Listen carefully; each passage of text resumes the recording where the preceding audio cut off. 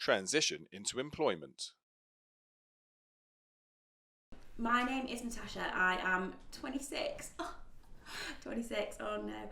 And I'm a community facilitator for RNIB, so that is creating peer support networks across Yorkshire and Humber, and helping and making sure that everybody has not a postcode lottery access to peer support and a network of people who can help them out.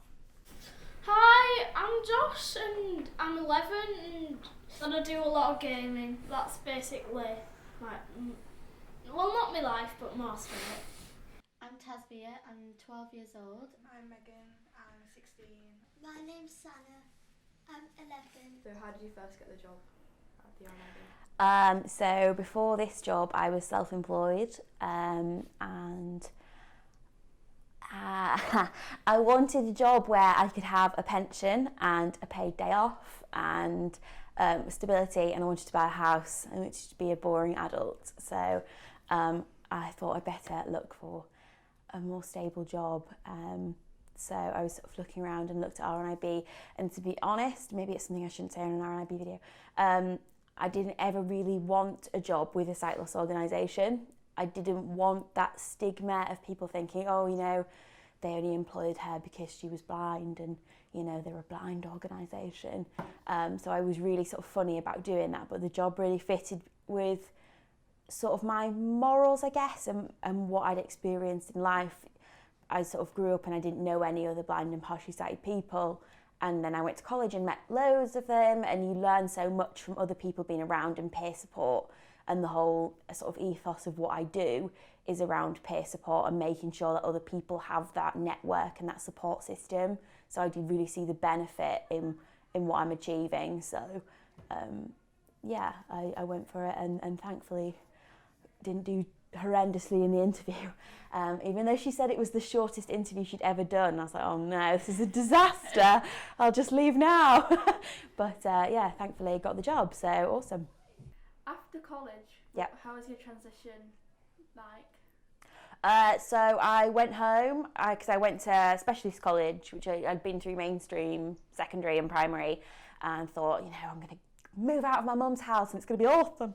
And so I went to specialist college, moved back home, and had no idea what I was going to do. And I spent 6 months watching Jeremy Kyle and spending all my money and not doing anything, and then realised that was super depressing and I needed to sort of get out and do something. So at college I did a sort of mixture of vocational and educational sort of courses. So I thought, right, I'm going to use my massage qualification, see if I can do something with it, and just started up my own business.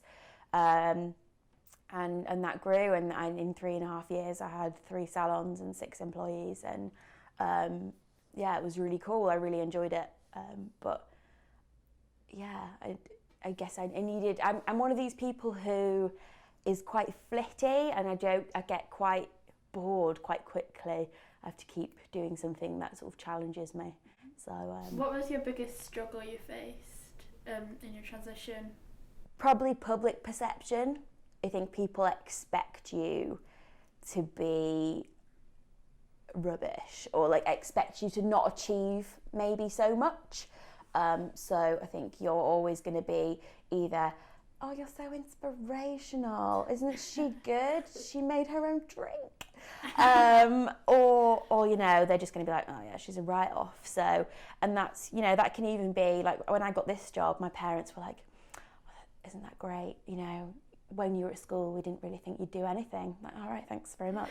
That's really lovely. So, you know, it's not just even outer public perception, it's inner as well. I think that's probably the main struggle, and looking at jobs and you almost talk yourself out of jobs. You know, you look at it and you think, well, I couldn't do that.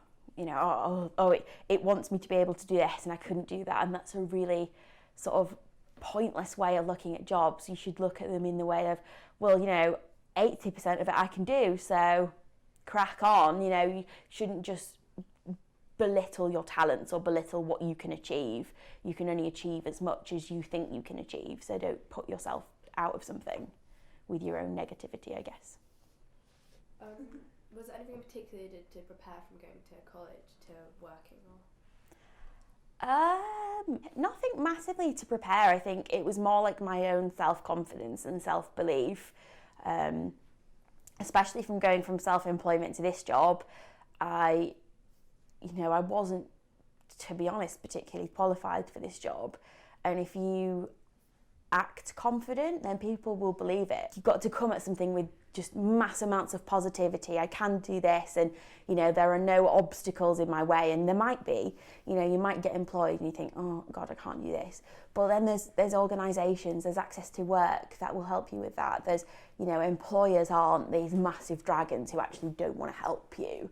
People want to see you succeed, so it doesn't matter if there's barriers and things like that. You will always sort of find a way around it, or find there's always going to be people to help you or people to give you advice. How did you overcome those struggles? I don't know. I think I've always been super positive, and when I was growing up, my parents, they had 3 or 4 families that would hang around with, and they all had boys that were the same age as me, and I was the only girl, and I was like chief of the boys, and I would tell them what to do all the time. I was super bossy.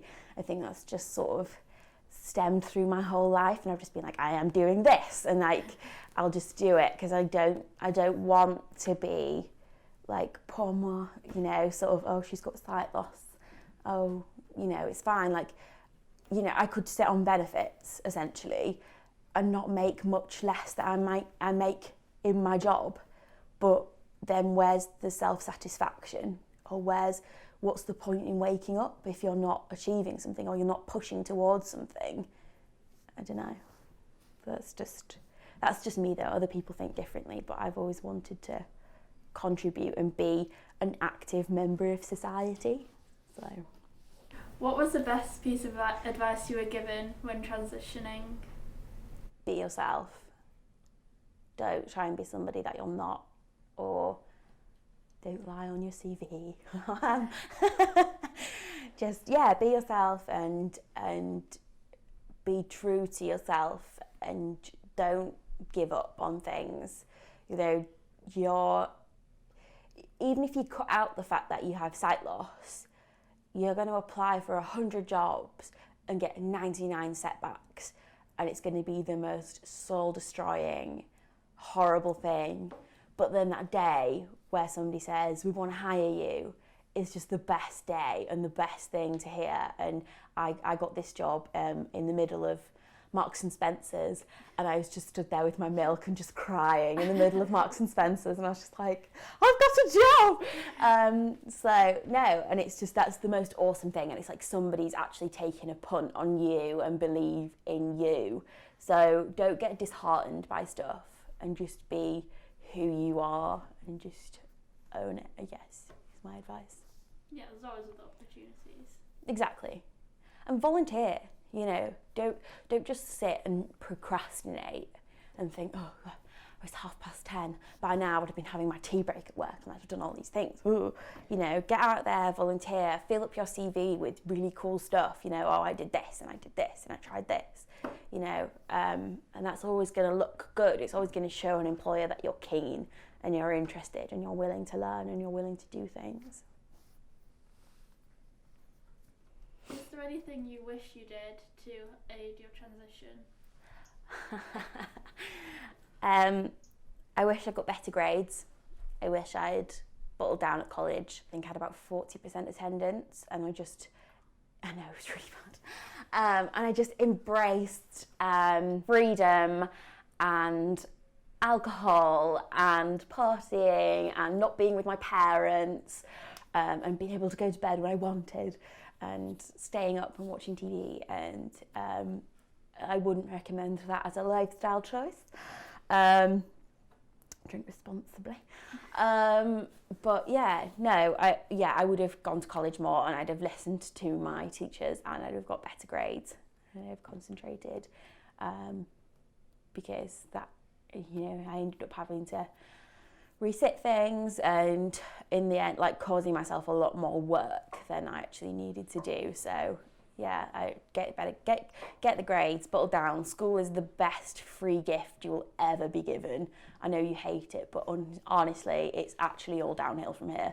Like, no one will give you anything as good for free. So embrace it, take exactly what you can from it, and be the best that you can. This film was made by RNIB in partnership with Leeds Visual Impairment Team, Vision Impairment Centre for Teaching and Research and View. RNIB. See differently.